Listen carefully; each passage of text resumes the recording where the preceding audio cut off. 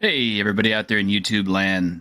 Good morning. This is your T-shirted historian, and of course, my associate Grim. Morning, afternoon, evening, wherever you are. Yeah. Wow, we got new people in the chat here. Hello, Glade Runner. It is nice to see you. Hope you like what we have to talk about, and hope you'll consider subscribing. And Lord Thoth, it is great to see you again, you old wisdom ibis. All right. Well, today's topic is, I did label it for the Dungeon Masters or for the GMs. But of course, players are welcome to listen in to, and they might get some good advice, especially if they're considering DMing. This might be helpful to you also. But this is just general good DMing, GMing advice for whatever game you're going to play.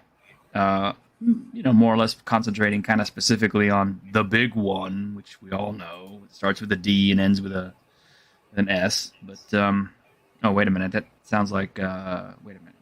Are we doing BDSM today? No, we're not doing that chapter. I'm sorry. Probably. All right. Well, okay. I would say, like, one of the opening things you could consider for being a DM is, why do it? Well, okay.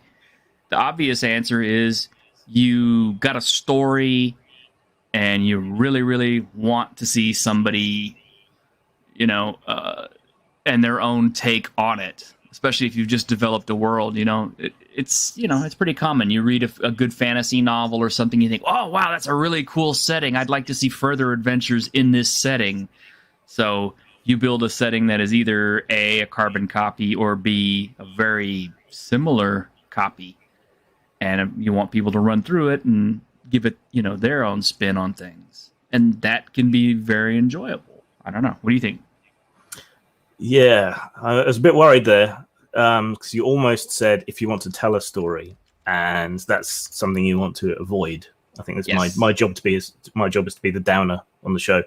If you want to tell a story, write a novel, because if you try to tell a story, players are going to grate against it. They're going to want to do their own things with their characters, and if you want to keep them on track, you're going to have to force them, and that rapidly leads to a game that's not much fun for anybody. Not even you, because you're spending all this time forcing your story on people. So for developing settings, if you've got a world you want to play in, if you've got a more sort of open and general idea of the kind of stories you want to play through with your friends, then do that. But it's a negotiated thing between all of you. You need to find a way for everyone to have at least a little bit of fun. As a game designer, that's something I try to avoid. I try to avoid telling people what the story is in the game, except where it's absolutely necessary. And I think a game designer creates a context in which people can tell their own stories, and a games master is more like a game designer in that respect than another player, but they are another player. Yeah. And I guess that brings us up to a good point, is railroading. Railroading is the practice of keeping players more or less on a set track and not letting them deviate from it. This is really bad policy. Unfortunately, a lot of new GMs who aren't prepared to deal with what a player will do, because, players, once they get into the game, will... they'll do anything. You could have the best written module sitting right in front of you and ready to go, and they will still find a way to completely derail things and kind of go off on their own tangents about stuff. And you got to be ready for that. It's a drawback in modules as well. You can't possibly cover absolutely every possible permutation of what players will do or get up to, or how they'll go off the rails in a module, a published one. So a lot of modules are inherently and necessarily railroady because they can't cover all the options and they want to keep you, on the straight and narrow. So if you learn from modules how to GM, there's a risk of being trained wrong as a joke. because that will encourage you towards a more sort of railroady point of view. This encounter, this encounter, this encounter, this encounter. But that's just the nature of getting it down on paper in a comprehensible way that leads to that. And then a lot of people do that in their games, which is probably the most common mistake with newer games masters, I think. Mm-hmm. I would agree. And good morning, Agent Decibels. Nice to see you. A new face on the channel, huh? And Brightest Day, it's great to see you too. And that does bring up another question too, is as a DM, should you use modules or not? My personal feeling is I don't use them. I've been playing for 30 years on various systems. Modules are really good to crib ideas from, but in my opinion, completely trying to run a module end to end, cover to cover, is usually either an exercise in futility or frustration, or both. Give you an example. Recently, I was asked to help out with a group of students who were supposed to be learning D&D. And the other fella who was helping me out came up with the idea, hey, let's run Curse of Strahd for these kids. And that went about as well as dropping an anvil into a septic tank. So my opinion is don't use modules as they are written. I think modules can be fun if you find spots to insert them into your campaign or use parts and parcels of modules, but absolutely trying to run a module end to end is usually going to be kind of difficult. Now, I mean, there's exceptions. There are some well-written modules out there that'll give you lots of great ideas, and of course they can provide endless hours of fun, especially if you have something like one of the great big mega dungeons of years past, because players can go in and out, and they can visit the dungeon in and out as they wish over the course of their adventuring career. I don't know. What do you think, Grim? Yeah, raiding them for new monsters and magical items and stuff, depending on the genre. Yeah, that's always useful. Sometimes some of the encounters in isolation are quite cool if they incorporate things like environmental hazards or special effects and so on. That can be quite inspiring. If you're already an accomplished games master, then using a module as something to riff off when the players do go off track, if you're skilled enough to cope with that can work fine. If you do want to not exactly railroad but lead people into doing particular quests, a good way to do that is to give them a patron or an organization or something that can point them in the right direction. I have used not exactly modules but various adventures from books in Dragon Warriors, the campaigns over on Grimstreams. We ran through the whole thing, and because I didn't have time to prepare for Tabletopless and whatever else I was doing, I just used the adventures that existed within the books and strung them together loosely with a plot and patrons and a bit of magic to lead them by the nose in the right direction, and that worked okay. So you can structure a campaign through disparate adventures if you just give it a little bit of thought. Or you don't have to have a big overarching plot. You can just have the characters doing random adventures here, there, and everywhere anyway. There doesn't need to be an overarching scheme. But a lot of the sort of headline D&D adventures that have come out are all mini campaigns, which I'm not. That's a very particular kind of play, and it locks you into that particular story arc with a set beginning, middle, and end. So that's kind of the ultimate railroading an entire campaign laid out for you, I guess. But there's nothing necessarily wrong with modules, as long as you have an idea of what you're doing with them. Some are more adaptable than others. You got to pick the right kind for you and your group. Because they make assumptions when they write modules. This is why modules have never sold particularly well. Actually, some of the best written modules I've ever read, and I actually kind of helped work on this system a little bit, was Darwin's World RPG, which I think you can actually still find copies of it. And they're still printing it.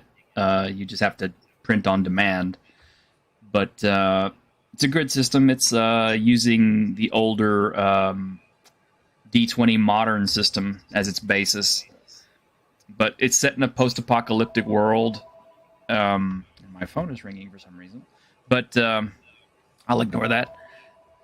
One of the good things about it is, since there are lots of places of old technology and things that exist in that world, and they're written into the modules, what I would do is, players who went exploring and all that and were wanting to go and jump into old ruins and stuff like that, I just pull one of their modules out and say, okay, well, start running them through that, because it already had the maps, it already had the encounters and everything else. I just didn't really use the story portions of it so much. And that worked pretty well. I've always preferred adventure seeds to complete adventures. Just something to inspire an idea that you can then work off. Whether it's mere a couple of sentences or a few paragraphs or a page of text. It just lays out what's going on, and then you can fill in the gaps with whatever you want. I would say modules are more useful if you're playing a high preparation game. With a lot of statistics and fiddly bits where you can't just improvise enemies or whatever quickly off the bat. Mm-hmm. So if you're playing D&D or Pathfinder or any of the other more complex games where you can't just think of a couple of numbers and away you go, then modules are more useful then. They have greater utility then, both to play through and to steal things from, like encounters and how many monsters, that's set for the right kind of level. Yeah, and I'm not above stealing items and critters from a module. My favorite is Expedition to Barrier Peaks, the old one, but they've reprinted it for 5th edition and added new sections to the module itself. Now, I mean, you could play the module end to end if you want, but what I think is more fun is in the new 5th edition one, they have kind of outlined areas around the wreck of the spaceship, which players can explore. But the other thing, too, is you can actually use elements from the spaceship itself and incorporate them into your campaign. Like, say, your players are in a nearby town and somebody is selling off like one of the laser weapons or the tranquilizer guns or something from the spaceship, and they, when the players ask, well, where'd this come from, they tell, well, they came from these old ruins and such, but we would have checked the place out, but these things there were scaring us off. Or the game has or I may say the module has androids in it also, and they are more or less hostile, but they're also programmed to explore and take observations and stuff like that. So let's say someone in town is murdered by one of them. You could always do a whodunit and find out, oh, hey, it's one of these androids that was actually from this spaceship. So now we can go and check out the spaceship and find out what's going on. Maybe they take people's place, like the synths. Yeah, absolutely. You could go that way with it. I mean, that's what's cool about modules, is you can use them in a creative way that they were not originally intended for. And some modules are really good about this than others. I would say Dungeon of the Mad Mage is fun, just because... All right, I'll be honest. I tried to sit down and play a game with a group who ran Dungeon of the Mad Mage, and I found it just insanely boring and disappointing. Not because the module itself was badly written, but because the GM wanted us to explore all, was it 20 levels of the place? Yeah. And he wasn't assigning XP per kill or everything. He was just basically assigning XP per level completed. And I'm like, you mean you have to completely clean out a level and advance to the next level of the maze in order to gain an actual character level? He was like, yeah. And I was like, wow, this is bullshit. I'm sorry, but I want my XP per kill, sir. Well, that brings up another problem with modules, I think, and it's a problem that's even worse today than it used to be. Because there wasn't an enormous amount of product in the early days for any particular game, so a lot of people had run through the same adventures, but that was like a common talking point. Now, if you say, I'm going to run Curse of Strahd or whatever, and you get some players in, at least one of them is someone who's already played through it or owns it, has read through it, is going to be a dick about every single aspect of it because they know exactly what's coming. So change things up. Yeah. So let's say I had a copy of Dungeon of the Mad Mage. You have 20 different levels of dungeon. Rather than, force players to try to go down there in this set, routine of explore each level, clear out each level, da-da-da-da-da. Instead, break that shit up. You have 20 levels of dungeon, okay? Take the first level, go put it somewhere in your world, like an old ruin or something, and if the players stumble across it and want to explore it, bam, you got your dungeon right there. It's all set up. It's ready to go. It's populated. It's right there. It's magic at your fingertips. You don't even have to lift a fucking finger other than to, entice your players into wanting to go check it out. Curse of Strahd is, okay. Fortunately, the rewritten one, as it is big, and it has a lot of areas that players can check out, so you can freeform that pretty well. And I'm plugging another channel here, XP to level 3. Jacob talks about doing Curse of Strahd, but instead of going through the way the module tells you to do, go through the opposite way and get to see more of the land before you get to Strahd, which I think is a brilliant fucking idea because you get to see more of Strahd's land. The GM gets to freeform a lot more of the encounters and really build up the world, and the players get a sense of scale for what they're dealing with. Plus, they get a chance to kind of get some levels on them before they actually get to Barovia and Strahd's castle itself, which Strahd's castle's I'm sorry, there's no other way to put it. It's a motherfucker. It is. It's hard. It will kill your characters. Ain't no Tomb of Annihilation. No, nothing is Tomb of Annihilation. And speaking of Tomb of Annihilation, that is another... That's kind of one of those... oh, gosh. I guess we should talk about it since we're talking about modules. Tomb of Annihilation, Tomb of Horrors. That's a fuck you dungeon. Just straight up, there's no other way to put it. It's a fuck you dungeon. That's my term for it. That's what my players term it. And similarly written dungeons, we just call them fuck you dungeons. And that is because the GM basically, I guess, was frustrated when they were writing this module, and he wanted his players to have a shitty time. So he constructed these things, put his players through them, and then sat there and giggled while they remained frustrated and beaten down and basically not having a good time. And I'm like, why would you do this? And it's not, at least in its original form, it's not even like Dark Souls difficult, where you learn the tactics and whatever to get past. You can't win by being clever, or random death just happens. So yeah, it's even more dickish than the Souls type games in computer game land, because you'll just randomly die. So. Yeah, and I'll say that I'm playing through Dark Souls 3 again on streams. You guys can watch me goof around with it and get killed, but Souls at least rewards you for learning patterns and trying again and leveling up, as it were, to take on the challenges. So Souls has its own reward, but something like Tomb of Annihilation, Tomb of Horrors, there's no real point to them. It's a big giant death trap. You go in and you die. I sometimes refer to these as meat grinder dungeons, because you're generating 5-6 characters a night to try to clear this thing, and I can't see how anybody's possibly having a good time with that. Or I like the way DCC and a couple of others do it with the whole funnel. So you each make up several characters and play all of them at the same time. If you're going through an adventure that's just like a meat grinder that's meant to sort of winnow them out and see who you have left at the end, and then that becomes your character. Yeah, and that's another thing we should talk about. If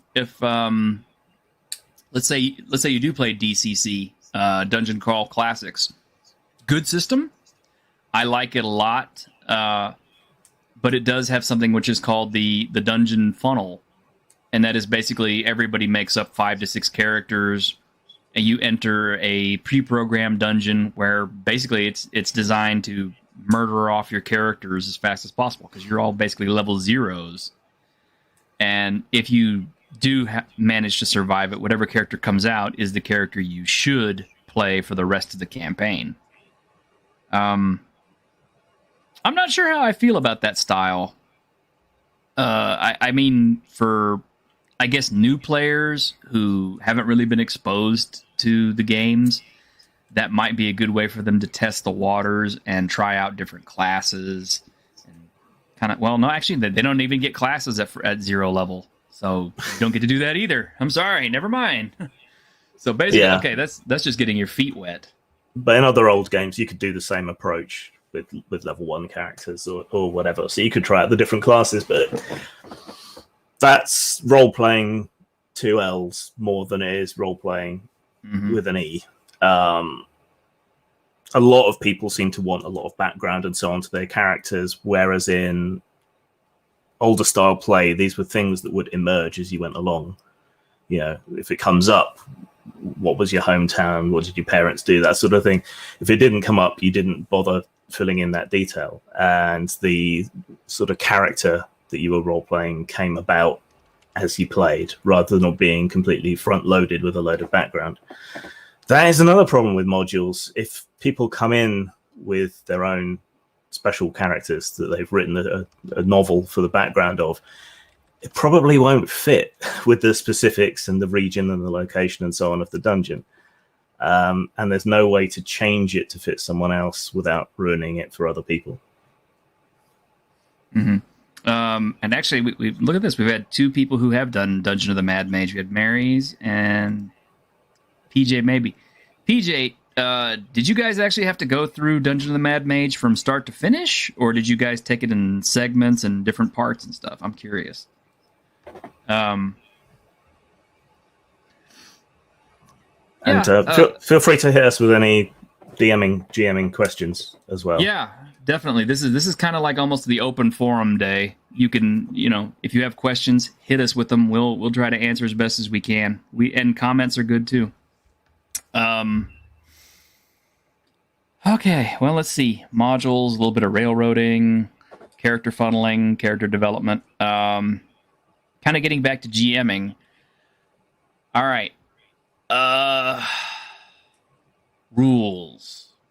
What should you use? What shouldn't you use? What should you house rule? What should you just completely throw out?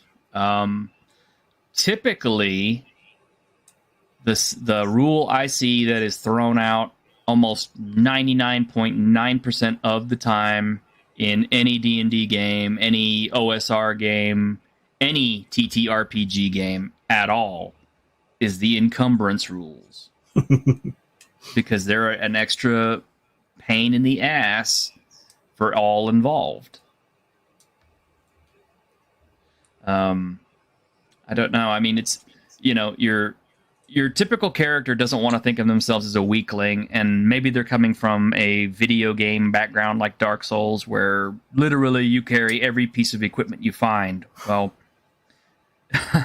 in Dark Souls, yeah, you can't use all your equipment at once, but every single weapon that you have come across, you ostensibly you carry it on your person and can switch out to it, and there's no encumbrance limit or anything else. So, your Dark Souls character would literally have a backpack that was so big it would be, the size of a small keep.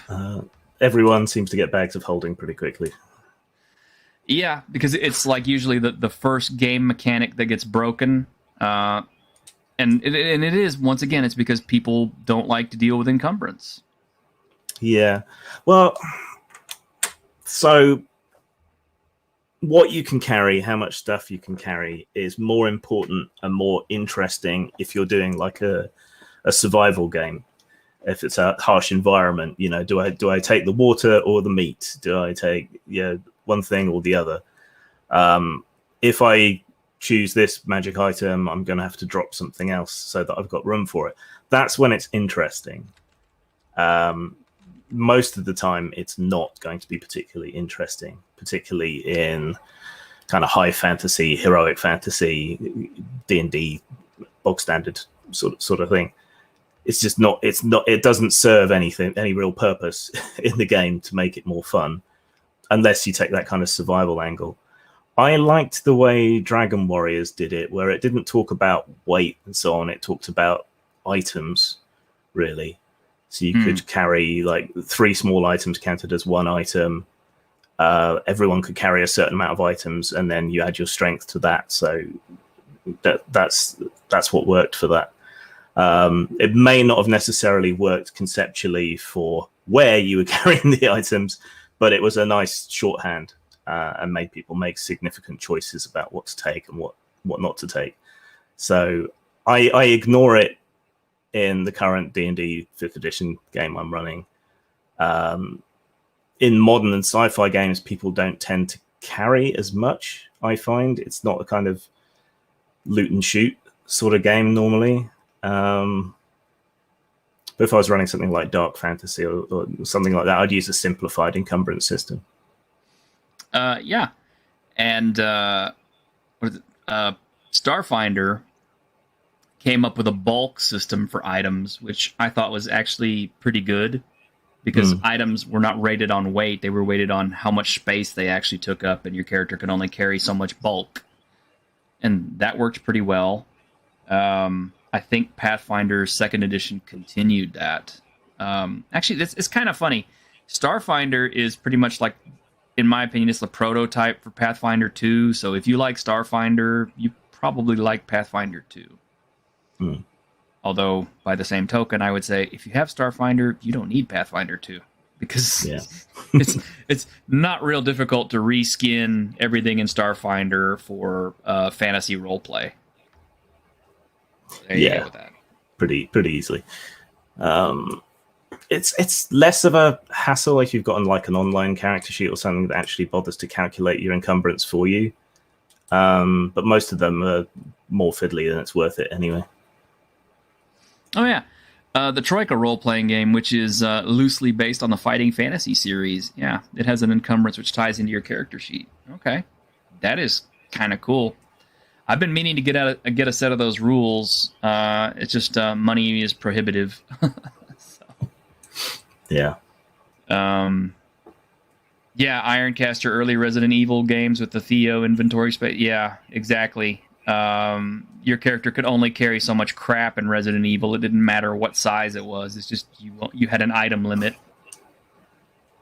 Lord's up a common sense rule for encumbrance. Yeah, exactly, and that's usually what we do in a typical game. If your character has a 20 strength, there's not a whole lot of shit that he can't carry that's going to be too bothersome. But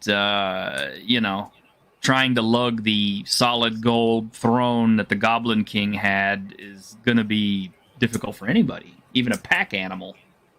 Yeah. So. That's what we ended up with in the Dragon Warriors campaign, was like a whole baggage train of donkeys carrying stuff. Well, something about Dungeon Siege as well I always liked. I liked the baggage donkey in that. And wow, my phone's ringing off the hook this morning. PJ has this, he said that our DM usually had the quirk of secretly designating each bag of holding into a bag of desolation. Over time, items not used would vanish into the void. And that's not a bad idea either. It's kind of evil. Although, I mean, that one time you needed that potion of slipperiness, and it's not there because it was eaten by the void all those encounter sessions ago. But yeah, that's not a bad idea either. And something. This is kind of another GMing thing here you should think about too. Is are you wanting your players to sandbox run around the entire world, explore what you have built? Or are you wanting them to settle down in an area, start roots, and basically build a community? Because the two play styles are structurally just a bit different. Yeah, if you're setting it at home where they're building up a town or a village or a fort or whatever it is that they're doing, a space station, even a spaceship to a lesser extent, you kind of have to have the threats and the adventure come to them. So you don't really need a call to adventure necessarily. It's just that, you know, the rampaging hordes of undead turn up, or some goblins occupy, you know, the caverns beneath the well in a local village, and you have to sort that out. A lot of games aren't very good at kind of base building and investment and so on. Conspiracy X was good for that. You got to build your own sort of secret Area 51 place, and as you completed missions, you could get points that you could use to increase the amount of facilities or staff or whatever. So that's a good way of doing it. Underground, which I always talk about, is the game has kind of social activism at its core, because you're playing homeless veterans who also just happen to have superpowers. But each area of the city had assigned statistics, and you could undertake missions to change those statistics, and that would have knock-on effects and reactions. So that's the kind of self-running way to do a game, but the players have to be motivated.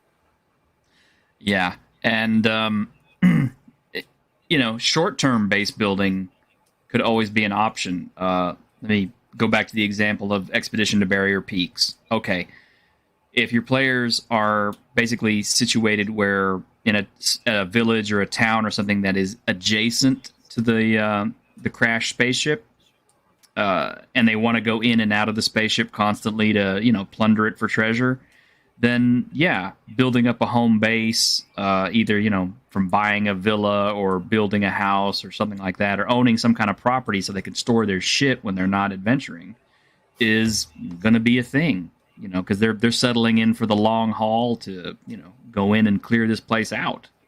It's something that hasn't really been explored in horror RPGs, particularly survival horror RPGs, which is weird, because if you think about just the Romero zombie films, right? So they hole up and they reinforce a cabin in the first one. They block off and fortify a shopping mart in the second one, and they're in a bunker system in the third one. So bases, or if you look at The Walking Dead, all the different settlements in that, it doesn't seem to have been done. But whenever I've played survival horror type games with people, it's one of the first things they do is think about, okay, where can we be relatively safe? Where can we reinforce? And then I have fun coming up with ways that stupid zombies can overcome those defenses. So. Yeah. Back when we used to play Year of the Zombie, it was the same thing. Since it was post-apocalyptic zombie apocalypse stuff, the first thing your players would think about is, where can I lay my head for the night? Because, of course, there were penalties for not getting enough sleep. Plus, the zombies were just fucking brutal, especially at low levels. So, yeah, finding a place to shelter is going to be a natural thing for that, because you can't just keep wandering the landscape. The zombies never go to sleep, but you do. So, yeah, depending on the type of game that you're running, finding a shelter, building a base might be integral to the campaign. Darwin's World, same thing, you know. Players were, you know, since they're wandering a post-apocalyptic world, they needed a base to work out of, because if you're wandering the landscape and sleeping out in the open, there's a good chance that a horribly mutated thing could come by and fuck with you. Or worse, you know, a raider tribe of some kind could find you out in the desert or something. And yeah, I hope the Fallout RPG explores base building and settlements. I haven't checked it out yet. I've heard some shady stuff about Modifius, but it's not out yet. Modifius, they make good games, but they could be better, because they insist on using their 2D20 system, which isn't suited to all genres, but it allows them to bang stuff out quick. they're basically doing what Mongoose Publishing used to do. Oh, I remember Mongoose pretty fondly. Yeah, I did quite a bit of work for them, but there's no there's no escaping the fact that they just basically grabbed every license they could and banged out D20 versions of that as fast as they could. And quality control suffered. So.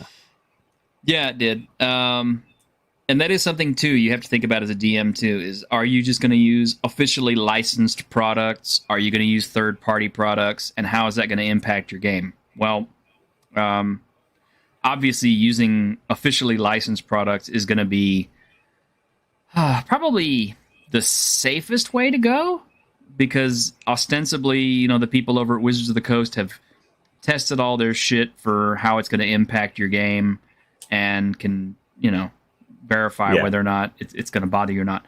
Using third-party stuff, bill the what would you say? Frustrated writer comes up with a class and a race and a few magic items, and your player wants to run it in his game, and all of a sudden it's like, what did I do to my game? Yeah, and it's hard to take things away from people once you've given them to them. I would say if you want to play it safe, just stick with official material. But even though Wizards of the Coast has all the money and they can afford editors, proofreaders, playtesting, and so on, stuff does still slip through the gaps, I think, just because you can't possibly anticipate what millions of players are going to get up to. But that's probably the safest. If someone's published something for sale, that's probably sort of second tier where you're probably safe, but you need to really read through it and check it over first. Because if they've taken the effort to put a product together and put it out there, then they have probably considered things a bit more, what's going to be the broader impact of this, etc., etc. And then avoid almost always would be anything that's up on like a wiki or a forum, or something that someone's giving away for free or it's just posted up that probably hasn't had the time taken to check into it. There are exceptions in every case, but still. And then there are cases of setting specific things that can impact your game negatively. Back when D&D 3.x first came out, everybody and their mom jumped in on the OGL, and so there was published material all over the place. I used to work at a game store, and the shelves were just full of 3.x materials of all kinds and all publishers. Green Ronin especially was a big one of my favorites. And, of course, Mongoose. And the thing is, sometimes they would come up with setting-specific stuff. Like, one of my favorites was Scarred Lands. Well, some of the implications of the things that you have in Scarred Lands don't necessarily translate very well to everyone else's campaign setting. And I think one of the most notorious problems with a lot of the 3.x stuff was prestige classes, of which, there were shitloads of them everywhere. They were fun to write. Yeah, they were fun to write, but they could really mess your game up, especially if you had a person going into a prestige class that didn't really fit your game or somehow overpowered your game. And one of the biggest problems that we also had was players didn't necessarily like to play just regular out-of-the-book races. They liked to play some of the monster races. They liked to play monstrous races. And there were lots of source books that would do that, and they would always have the now infamous and, in my opinion, very hated ECL system, which was Extended Class Level System, which basically your monster character would have extra class levels stacked into their build before they even got a chance to play. So let's say you're starting your game at 5th level, and everyone else in the game is a 5th level whatever, 5th level druid, 5th level ranger, 5th level thief, whatever. And then you got that one player who wants to play the Giantkin. Well, the Giantkin has like 4 ECL on it, so that means basically he is a level 1 character, but supposed to be powerful enough to hang out with a bunch of 5th levels. Well, in play practice, that is bullshit. It's not an exact science. It's a very inexact science. It does not work. Because for one thing, that giant character only has first level hit points compared to everybody else's fifth level hit points. And again, it's the notorious hit point system being bad for you. Yeah.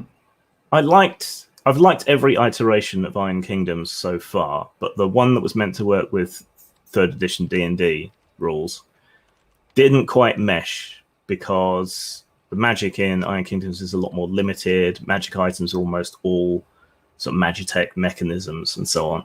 So it didn't quite mesh particularly well. And they're coming out with another one for the 5th edition rules, and I'm a bit worried we're going to see the same thing that we saw during the 3rd edition everyone does everything for D20 era, where a lot of people are releasing games that don't really work with D&D rules as D&D rules, because they figure they'll get more sales in the initial rush before people find out it doesn't work. So if you've got a loose idea for a campaign, then probably some good GM advice would be to pick the right system to run it under. Yeah. And Nerdporial brings up a good thing here. He's got he's working on a Zelda video game where you go into rooms, you fight enemies, etc., and discover secret areas. Okay, that also brings into mind, what kind of a campaign are you going to have if you're a GM? Are you going to have a campaign that is got a start to finish, where the whole campaign is checking out this place or that place from start to finish, or like I said, is it going to freeform? Are you going to sandbox? For me personally, I love sandboxing. I think it's way more fun. The only thing is, your players need to be motivated to want to explore the sandbox. Otherwise, they're just kind of going to sit around and wait for stuff to come to them. Yeah. And you could do that, but it may stretch the credibility of your world. I mean, realistically, think about this. Okay, your players have just arrived in your sandbox world. They're hanging out in their village, and they're either waiting for somebody to come by and tell them, hey, there's this place here where you can go check out that's a bunch of ruins or something, or whatever. Yeah, they just hang out and wait for someone with a yellow exclamation mark over their head to wander by. Yeah, like World of Warcraft or something. Yeah. So instead of going out and exploring this world that you built, they just hang out in the tavern the entire time, drinking their days away and wondering when something exciting is going to happen and looking at you kind of bored. So of course you could try to fix this. It's like, okay, well, the rampaging hordes come to the village and fuck with everybody, and that may motivate them to go out and go find the rampaging hordes and explore a little bit too. But after a while, that's going to become like a really kind of screwed up trope, because think about it, it's like this village in the middle of nowhere keeps getting attacked by all these various different forces and forces of players to go out and explore it. I'm just kind of like, are you sure you wanted this kind of game, guys? Yeah, you can get away with railroading. It's like forcing them into adventures, so long as they don't know they're being railroaded. Because then it doesn't offend anyone's sensibilities, and it can seem like their own choice. But that's a real art to get to that point. I suspect you have to employ a little bit of that in your Wednesday night games. But so as much as possible, I want those games to be raw, what it is actually like at the table, complete with people going off on tangents and all of that kind of thing. But we do discuss a little bit behind the scenes, because it is a show at the end of the day. What are we going to do this week? What direction do I want you to go this week? Yeah, that sort of thing. Oh, I didn't know that. I was under the impression it was completely freeform and everything. I was like, oh. Almost. Not quite Critical Role, but no. Much more Saturday night round the table with some pizza than Critical Role, but a touch, just because it is a performance, and D&D is a game that requires prep, so you kind of have to know what people are going to get up to. Yeah, and I guess we should probably mention the Critical Role experience. Okay, I have no standing bias against Critical Role. I think it's a fun D&D show with actors. and nice lighting and special effects and music, etc., etc. It's a nice production. But people who have never played the game or have, never really experienced a D&D game at a table, they watch this and they sometimes come into the wrong idea about what an actual game session is going to be like, and they have their expectations kind of shot down because the quality of the game in reality is not what you see in a very well curated, YouTube show. I mean, Critical Role is World Wrestling Entertainment of role-playing games. Yes, that's literally the best. That's literally the best explanation for it I can think of. Because you got to remember, everybody who is appearing in that game is paid. Whether they're earning money from views or from being paid by whoever to do this. They're all being paid to be there. They're all professionals. Yeah, they're all professionals. And, of course, since they have a stake in whether or not the show succeeds, it is to their advantage to be as cooperative as possible with the GM and patient with the GM. And, of course, the GM, being Matt Mercer, does his thing, too. You're not going to get that in a typical game, okay? I mean, as far as payment goes for players, if you're lucky, your GM has supplied you with a bag of Cheetos or some cookies or something, Yeah. Generally speaking, the rule is that the games master gets the free slice of pizza, because they put the most work in and so on. So that's the way it tends to go. Yeah. Oh, Nerdporial, you got a drop? Okay, man. It's good having you on here. Appreciate you. Yeah, so don't get sucked into the trap of Critical Role. It's fun. You can get some ideas, but don't. I would say don't go overboard with it, especially as far as your narrative and how you present things to players. It's cool to be able to say, you walk through a dank, desolate street. The bricks under your feet are wet with the fading mist, and in the darkness you see a shape moving in a dank alley. Do you approach? What are you going to do? You can do that, but read the room. Is that really what your players want? Are they wanting a lot of exposition, or are they just kind of wanting to go from point A to point B? It's like, hey, we walk into a bar, we grab a drink. Yeah. Lots of people over-describe efficiency of language, using language to describe what you need to describe. God, I could do a whole video on this. Like if you want to draw, if you want to draw the player's attention to something, make sure you pick it out in the text. Maybe give it a couple of extra descriptors. You don't have to be a voice actor. You can describe what something sounds like and go from there. You don't have to change your pitch and tone or soften your voice to sound more feminine or whatever it might be. You can just describe it and move forward from there. So you don't have to be a great voice talent. Descriptions of places. If you're not particularly talented at English, then figuring out synonyms and so on for things to have the right effect can be a bit more tricky. But you can write those beforehand if you know where they're going, and that way when they get into something that you want them to get into, you have those pre-prepared descriptions. You don't need to go into a whole lot of detail, but you can work ahead of time to describe what's there if you're not particularly skilled at English, or whatever language you play in, I guess.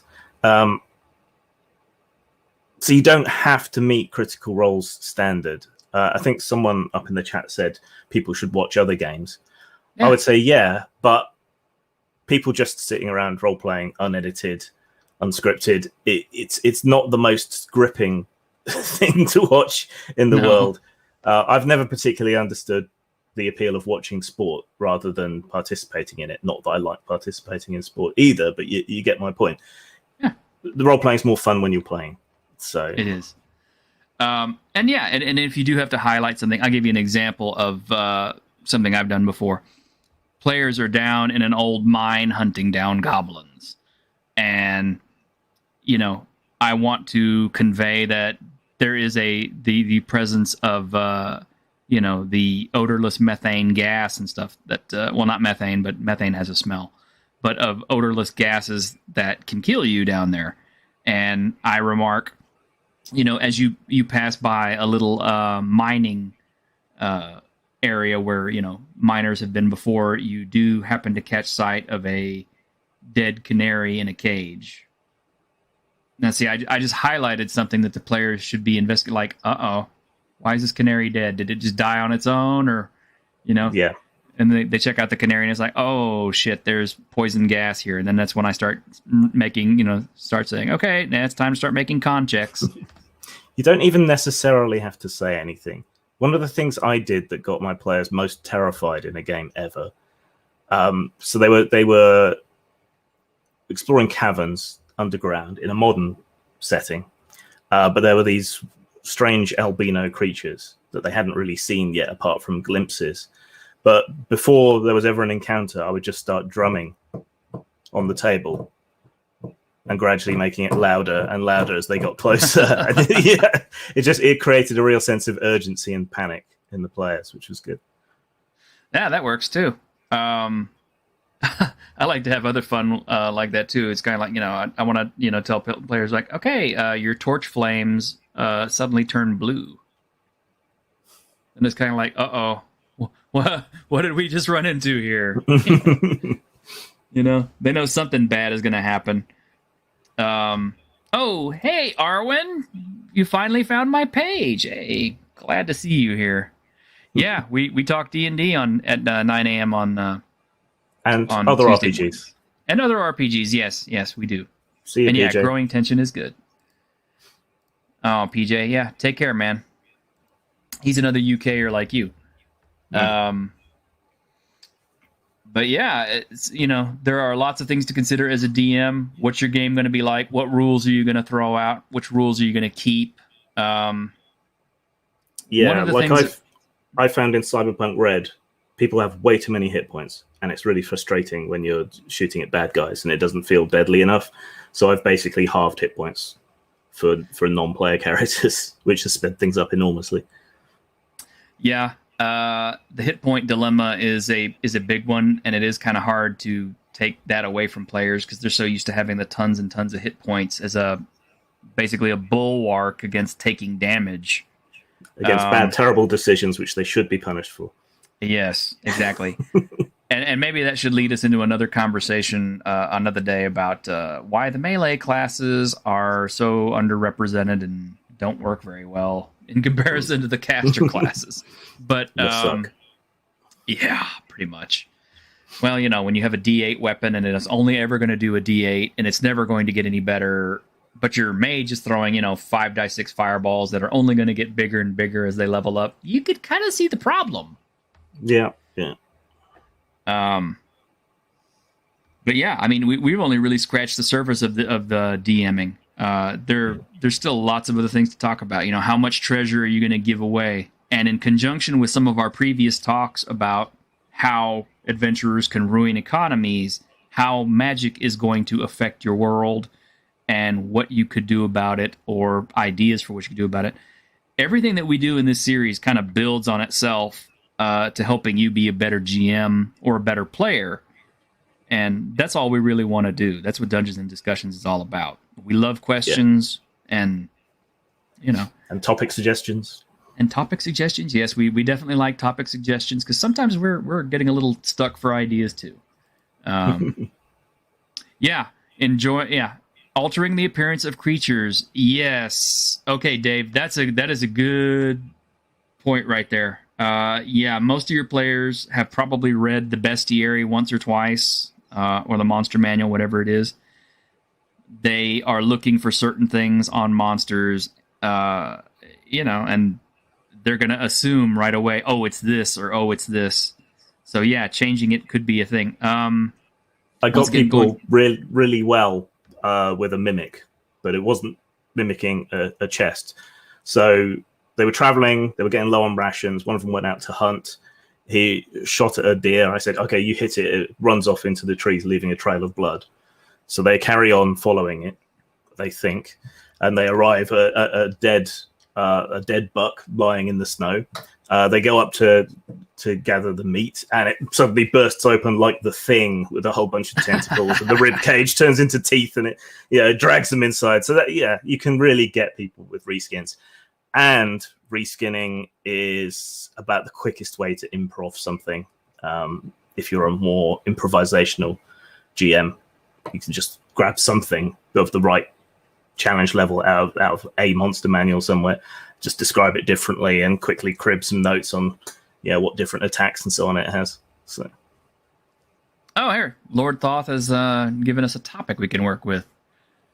Yeah, vampires are a big one. That's one that I almost have to dedicate a whole stream to, because vampires are cool, but at the same time, they are such an overused trope that everybody knows what they are and what to expect.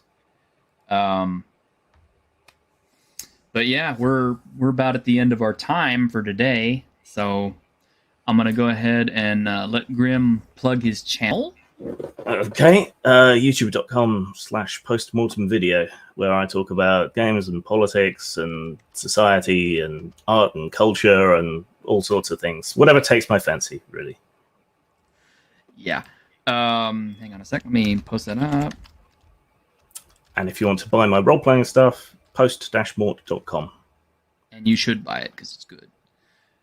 And I'm doing layout again once I get off stream for the next product. Busy guy. And I will put everything up in the description after the video is out. As for myself, I'm the T-shirted historian. Yeah, I have these Dungeons and Discussions every 9 a.m. on Tuesday mornings. We do try to keep it to just an hour. Sometimes we go a little bit over. We do welcome comments, suggestions for upcoming content, because we're driven by what you guys want to see. I mean, obviously we have our own takes on everything that may or may not agree with what you do, but we're always willing to entertain other people's opinions, ideas, and thoughts for what a game should be like. We're both pretty experienced, and we've both worked in producing RPGs, so we're not just talking out our ass. Very true. Very true. I won't go into what I've worked on, but yeah, I've got a little bit of experience. Grim has a shitload of experience. He's fully published, so yeah, we do know a little bit about what we're talking about. But that's going to wrap it up for today. I hope you've enjoyed it, and I hope you will tune into us next week. Spread the word, throw us some subs, and we will see you next time. Look, the Dungeons and Dragons rhyme!